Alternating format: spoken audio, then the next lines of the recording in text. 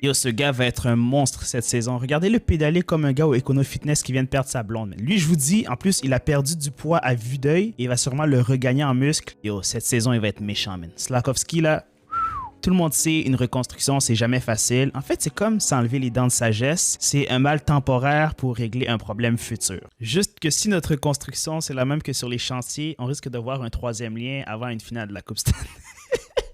J'ai vu que RBJK a dit qu'il avait pas peur de Lucic et Reeves. On est clairement pas les mêmes hommes parce que moi, je réfléchirais 2 fois avant de me battre avec eux. Mais c'est une bonne chose que le Canadien ait un shérif comme ça parce qu'il faut pas que les autres joueurs pensent que le Centre Bell, c'est le parc La Fontaine. Ils se promènent comme ils veulent, ils intimident nos joueurs impunément. Non, il va y avoir des conséquences à leurs actes et JK va s'en charger. Le dernier justicier que le Canadien avait comme ça, c'était George Parros. Je sais pas si vous vous en souvenez, on l'a embauché juste pour qu'il se batte et le premier match contre Toronto, il s'est fait geler et il est tombé 1 mois et demi sur la CNSST. Cole Caulfield, cette saison, s'il reste en santé, je lui pressens 35 et peut-être 40 buts si on est vraiment optimiste. Brendan Gallagher, je lui souhaite d'être heureux et de se tenir très très loin du premier trio et du power play. Non, l'avenir pour les Canadiens est prometteur, mais il y a beaucoup de prospects là, avec les Beck, les Reinbacker. On a un autre joueur que s'il se tient loin de Snapchat, il va faire fureur dans la NHL, je le sens. Faut juste pas que JK devienne une caricature de lui-même puis qu'il se batte à chaque match parce que c'est un très bon joueur de hockey et je crains pour des blessures futures.